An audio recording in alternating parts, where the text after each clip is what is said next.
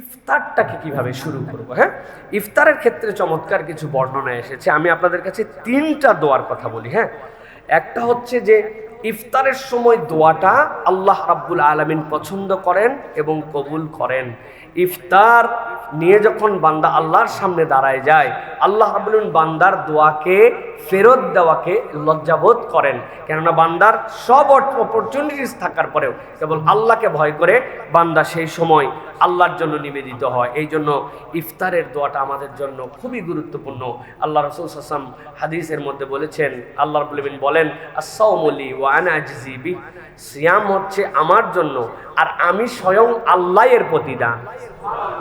কি দিবেন আল্লাহ রাব্বুল আলামিন সিলেক্ট করেন নাই, বলেনও নাই। আল্লাহ বলছেন যা দেওয়া লাগে আমি দিব ওই দিন। এই সিয়াম আমার এবং এইটার প্রতিদান আমি আল্লাহ দিব। সুবহানাল্লাহ।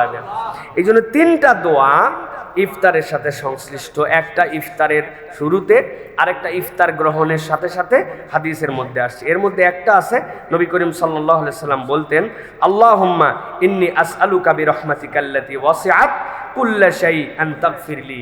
হে আল্লাহ, আমি আপনার কাছে দুনিয়া ব্যপ্ত হয়ে আছে আপনার রহমত, ওই রহমতের ভিখারি আল্লাহ, আপনি দয়া করে আমাকে ক্ষমা করে দেন।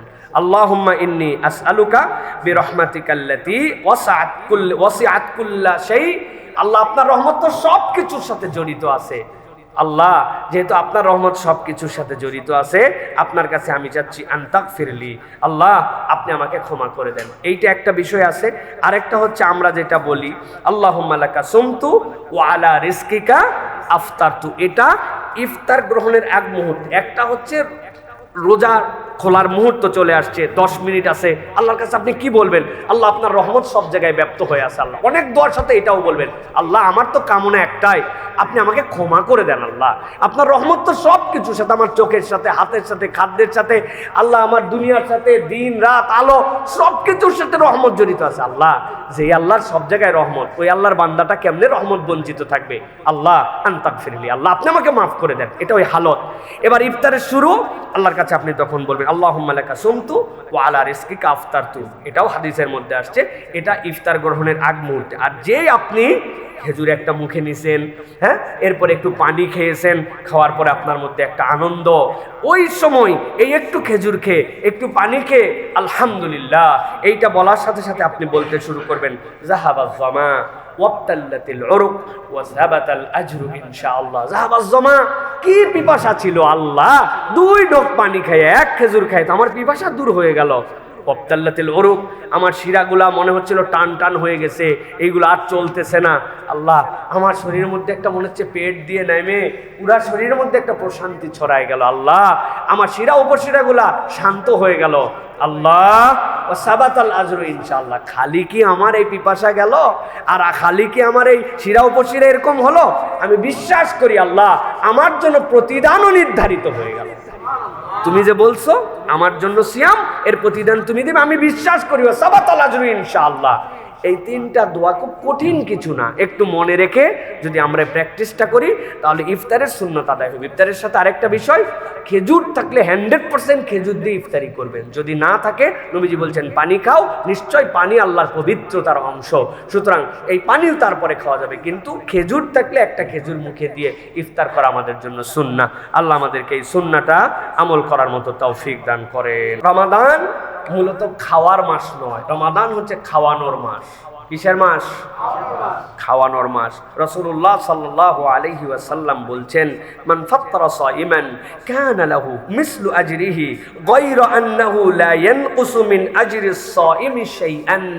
কেউ যদি একজন রোজাদারকে ইফতার করায়, আল্লাহ নবী বলছেন ওই রোজাদার সারাদিন রোজা রেখে যা সওয়াব পায়, এই বান্দাকে আল্লাহ রাব্বুল আলামিন ইফতার করানোর দ্বারা পুরা সওয়াব দিয়ে দেয়। এই জন্য খবরদার, কেউ যদি ইফতার করাতে চায় আপনারা এই ইফতার নিবেন না। এই বেটা তুমি 3 খেজুর খাওয়াইয়া পুরা দিনের সওয়াব আমার নিবা, এত বড় সুযোগ আমরা দিব না, ঠিক কি না? ঠিক। আল্লাহ নবী সাল্লাল্লাহু আলাইহি ওয়াসাল্লাম বলতেছেন, লা ইয়ানকুসু মিন আজরিস সাইমি শাইআন। জেনে রাখো, তোমাকে তো আল্লাহ সওয়াব দেন, কিন্তু রোজাদারের সিয়ামের সওয়াব একচুলও কমে না, আল্লাহ তাকেও দেন, তারটাও রেখে দেন। সুবহানাল্লাহ। এই জন্য আমার এক নানা ছিলেন, এখনো আছেন, একটু অসুস্থ হয়ে গেছেন, রোজার মাস ওনার পকেট এরকম উঁচু, কিও না না তোমার পকেটে কি, সব সময় তার পকেটে 60টা করে ছোট ছোট খেজুর দিয়া পলিথিন পেঁচায় রাখছে, যার সাথে দেখা হয়েছে তার এই সারাদিন 2 পকেট থেকে বাইর করতেছে আর 2জন দিচ্ছে। বলে না না আমি তো প্রত্যেককে বড় করে রোজার সায়ামদেরকে বড় করে ইফতার করাতে পারবো না, কিন্তু ওনার টার্গেট 700 খেজুর প্রত্যেক দিন, 100 লোককে উনি 60টা করে খেজুর দেয়, এইটা হচ্ছে ওনার একটা আমল। আমরা প্রথমে মনে করতে হবে না না এটা স্যাবলা, পকেটের মধ্যে খালি খেজুরের ঝোলা নিয়ে করতেছে। এখন বুঝি যে উনি কেইসা সোয়াব কামাই করার বুদ্ধিমান, ঠিক কিনা? আমাদের আবার পাশের বাসায় ইফতার দিব, যদি 12 পদ না হয় ইজ্জত থাকে? হ্যাঁ, ওরা আমাদেরকে দিছিল পেঁয়াজ বেগুনি এই ফল সেই ফল, তারপরে ক্যাটলেটে, রে বাবা রে, আমি যদি খালি মুড়ি আর এইটা দেয় আমার ইজ্জত থাকে। অথচ রাসূলুল্লাহ সাল্লাল্লাহু আলাইহি ওয়াসাল্লামের সাহাবীরা 1 গ্লাস পানিও তাদেরকে হাদিয়া দিতেন, একটা খেজুর 2 ভাগ করে 2 ভাই খাইতেন। সুতরাং সোয়াব কামানোর জন্য আমাদের এটা একটা প্রচেষ্টা থাকবে। সাথে সাথে দেখবেন একদিন করেন মাসে, কত লোক আছে রাস্তা দিয়ে চলে যাচ্ছে, বেচারি বাসের মধ্যে আছে, ইফতার করার টাইম পায় নাই, অফিস শেষ হয়েছে বেরোতে পারে নাই, রিক্সাওয়ালা ভাইয়েরা 2-4 জন 5 জনের কম, আশপাশের দোকানদারেরা, পরিবেশ আছে এরকম জায়গায়, ঠিক আছে আজকে পথচারীদেরকে আমরা একটু ইফতার করা দেই, আজকে একটু এতিম মিসকিনদেরকে একটু ইফতার করা দেয়, আজকে অমুক মসজিদে অনেক মুসাফিররা বসেন তাদের জন্য আমার একটু কন্ট্রিবিউশন করে দেয়। ও ভাই, টাকা নিয়ে কবরে যাওয়া যাবে না ভাই, এই কামাই নিয়ে কবরে গেলে আপনি এমন কিছু পাবেন যেটা আপনি কল্পনাও করতে পারবেন না, কিন্তু এই টাকা টাকার জায়গায় থেকে যাবে। রমাদান পার হওয়ার পরে খাওয়ানোর সুযোগ পাবেন, সোয়াব পাবেন, কিন্তু রমাদানের এই ইফতার করানোর মতো আপনি আনন্দ আপনার জীবনে পাবেন না প্রিয় ভাইরে। এই জন্য মুসলমানের সিয়াম কেবল না খেয়ে থাকার নয়, মুসলমানের সিয়াম তার আত্মার ট্রিটমেন্ট, তার মানসিক ট্রিটমেন্ট, তার সম্পদের পবিত্রতা, তাকে আল্লাহর দেওয়া নিয়ামতগুলোকে কামাই করে নেওয়ার সুযোগ। এই জন্যই আল্লাহ বলছেন তোমাদের মধ্যে যে আনন্দ চিত্তে এটা গ্রহণ করবে আল্লাহই কেবল জানেন এর দ্বারা তুমি কি পাবে। সুবহানাল্লাহ। তাহলে আমরা অপরকে ইফতার করাবো তো ইনশাআল্লাহ। কোনো আইটেম ডাজেন্ট চ্যালেঞ্জ, আইটেম কোনো চ্যালেঞ্জ না, আমার যা তৌফিক আছে আমি ওইটুকুই মানুষকে খাওয়াই দিছি। আল্লাহ রাব্বুল আলামিন, ও ভাই কত বুদ্ধি আছে জানেন। আমার ছোট ভাই একটা আছে, আমরা তো 5 ভাই, সে হচ্ছে পুদিনা পাতার যে এই কি বলে শরবত, এটার বিশেষজ্ঞ বলা চলে। বিভিন্ন ধরনের শরবতে সে হচ্ছে ডাক্তার মানুষ, কিন্তু সে হচ্ছে শরবত বিশেষজ্ঞ। ও করবে কি, 5টা বোতল বানাবে পুদিনার, কোনো বাড়িতে কিচ্ছু দিবে না, ও শরবত পাঠায় দিছে। আপনার জিন্দগিতে শরবত পাঠাইছেন? খালি জীবনেও শরবত, খালি শরবত আবার কেমনে পাঠায়? কিন্তু ও 5 বোতল করে আশপাশের 5 জনে দিছে, পরের দিন আরো 5 জনে দিছে। ওর সাথে দেখা হলে বাকিরা বলে ভাই বহুত ইফতার পাইছি ভাই, শরবত ইফতার কেউ দেয় না ভাই, আরেকদিন দিস তো ভাই, কি দিয়ে বানাইছিস ভাই? ওর টার্গেট যে আমি মানুষকে এইভাবে এন্টারটেন করব। মানুষের বুদ্ধি থাকলে সোয়াব কামানোর কোনো সুযোগের শেষ নাই। আমার যতটুক সামর্থ্য আছে, আল্লাহ রাব্বুল আলামিন তো বাধ্য করেন নাই, 1000 2000 5 10,000 বলছেন আল্লাহ। আমার যা তৌফিক আছে, কিন্তু এই রমাদান কামাই করার রমজান, এটা কেবল খাওয়ার মাস নয়, এটা খাওয়ানোর মাস। আমি মানুষকে খাওয়াবো, আল্লাহ আমাকে থক থক করে দিবেন ইনশাআল্লাহ। অতএব এটা আমাদেরকে উদ্যোগ নিতে হবে প্রিয় ভাইরা। এরপরে যেটা বলতে চাই সেটা হচ্ছে রোজাদার কয় প্রকার। রাসূলুল্লাহ সাল্লাল্লাহু আলাইহি ওয়াসাল্লাম আপনার আমার জন্য এটা বলে দিয়ে গেছেন, রোজাদার মূলত 2 প্রকার। রাসূল সাল্লাল্লাহু আলাইহি ওয়াসাল্লাম বলছেন, রুব্বা সাইমিন লাইসা লাহু মিন সিয়ামিহি ইল্লাল জু'। এমন কতকগুলা রোজাদার আছে তাদের না খায় থাকা ছাড়া কোনো কাম নেই, এটা খালি সারা দিন না খায় থাকছে, এছাড়া তার সিয়ামে কিচ্ছু হয় না। ওয়ারুব্বা কাইমিন, কতক নামাজি আছে, আল্লাহ রাসূল সাল্লাল্লাহু আলাইহি ওয়াসাল্লাম বলছেন, লাইসা লাহু মিন কিয়ামিহি ইল্লা সাহর। তার কেবলমাত্র দাঁড়ায় থাকা আর সময় ওয়েস্টেজ ছাড়া তার কোনো সালাতই হয় নাই। তাহলে আমরা কি শুধু সময় পার করার নামাজি হব? শুধু কি না খেয়ে থাকার রোজাদার হব? রাসূল সাল্লাল্লাহু আলাইহি ওয়াসাল্লাম বলছেন এটা কেমন? রাসূলুল্লাহ সাল্লাল্লাহু আলাইহি ওয়াসাল্লাম বলছেন, লাইসা সিয়ামু মিনাল আকলি ওয়াশ শুরবি ইন্নামা সিয়ামু মিনাল লাগwi ওয়ার রাফাস। না খেয়ে থাকা, পিপাসার্ত থাকা, পানি ত্যাগ করা, খাদ্য ত্যাগ করা রোজার কাজ নয়। রোজার কাজ ইন্নামাস সিয়ামু মিনাল লাগwi ওয়ার রাফাস। তুমি পাপাচার থেকে, অনাচার থেকে নিজেকে মুক্ত রেখেছো। অন্তর্বর্তী হিংসা, মানে এই অন্তরটা যদি খালি মনে করেন যে সিটি স্ক্যানের মতো স্ক্যান করা যেত, তাহলে কালায় কালায় একবার এই জায়গায় কিচ্ছু দেখা যাইতো না, এমন অন্তর। কিন্তু উনি না খাই আছে বিরাট অন্তর নিয়ে, উমুকের প্রতি হিংসা, তুমুকের প্রতি হিংসা, তারে দেখতে পারে না, তার ভুল তার কাছে বিরাট বড়, তারে ক্ষমা করতে পারে না। কিন্তু উনি আল্লাহর কাছে কাঁদে কাঁদে দোয়া করছে, আল্লাহ তুই আমার জিন্দেগির সকল গুনাহ খাতা মাফ। আপনি পুরা জিন্দেগি আল্লাহর কাছে মাপ চান, আর একটা লোক একটা ভুল আপনার কাছে করছিল, তার একটা খারাপ দিক আপনার কাছে রাখছিল, ওইটাকে অন্তরের মধ্যে ঢুকায়া মার্কেটিং করে আশপাশের 10 জনকে তার সাথে সম্পৃক্ত করে আপনি মনে করছেন বিরাট আমার সামাজিক স্ট্যাটাস হয়ে গেছে, অথচ আল্লাহর কাছে আমি পুরা জীবনের ক্ষমা চাচ্ছি। সহজ নয়। নবীজি বলতেছেন এই জন্য ইন্নামা সিয়ামু মিনাল লাগবি ওয়ার রাফাস, তুমি বুঝো খারাপ ত্যাগ করো, পাপাচার ত্যাগ করো, অন্যায় ত্যাগ করো, ওইটাই মূলত সিয়াম। আল্লাহ তো তোমার না খাওয়াটাকে একটা প্ল্যানিং এর অংশের মধ্যে রেখেছেন, কিন্তু বাকি দায়িত্ব কি দিয়েছেন? চোখ পবিত্র করে ফেলো, কান পবিত্র করে ফেলো, অন্তর পরিষ্কার করে ফেলো, তোমার পা খারাপ পথে যায় না, হাত খারাপ পথে ধরে না, মুখ মিথ্যা গীবত গিল্লা করে না, পরনিন্দা করে না, সামনে একরকম হাসি দাও, পিছনে আরেক রকম মুনাফিকি চরিত্র, না তুমি এটা করো না। এইগুলা ত্যাগ করার নাম সিয়াম। এগুলা ত্যাগ করার নাম কি? এগুলা ত্যাগ করার নাম কি? আর এইগুলা সহ থাকার নাম কি? না খায় থাকা। বলেন, না খায় থাকা।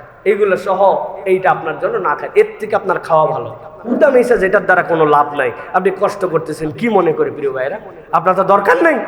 এই জন্য রাসূলুল্লাহ সাল্লাল্লাহু আলাইহি ওয়াসাল্লাম বলছেন, মান সামা রমাদানান ঈমানান ওয়া ইহতিসাবান গুফিরা লাহু মা তাকাদ্দামা মিন যামবি। কেউ যদি রমাদানের সিয়াম রাখে ঈমানের সাথে, বিশ্বাস না থাকলে কেউ রোজা রাখে? বিশ্বাস আছে আমাদের, ইহতিসাবান, ইহতিসাবের সাথে। আল্লাহ নবী বলতেন গুফিরা লাহু মা তাকাদ্দামা মিন যামবিহি, তার জন্মের পরে বুঝ হওয়ার পরে ফেরেশতা যখন থেকে ডান কাদার বাম কাদের আমলনামা লিখতে শুরু করেছে, সে যদি ঈমানের সাথে বুঝে রোজা রাখে, প্রথম রোজার দিনেই আল্লাহ তার আমলনামার যত গুনাহ আছে সব মুছে দিবেন। সুবহানাল্লাহ। মা তাকাদ্দামা মিন যামবিহি, যত গুনাহ আছে সব মুছে দিবেন আল্লাহ।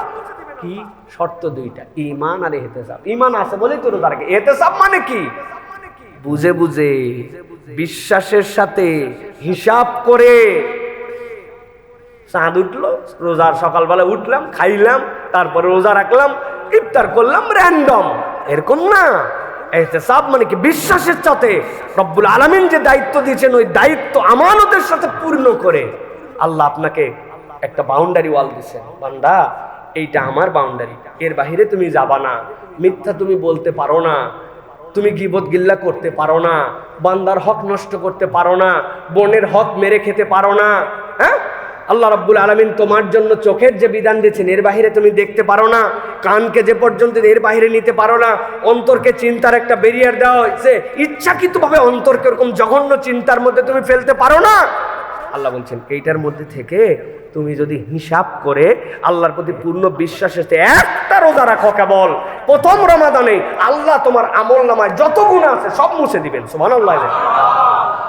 ওমান কামা রমাদানান ঈমানান ওয়া ইহতিসাবান, তারপরেও এত দাগ পড়ছে, সব দাগ ওঠে নাই, আরেকবার ডলা দেওয়া লাগে, ডলা দিয়ে ঘষে ঘষে একটু ভিজায় রাখা লাগে, তারপরে থেকনানো লাগে, একটু লেবুর রস দেওয়া লাগে, দেওয়ার পরে দাগ ওঠে।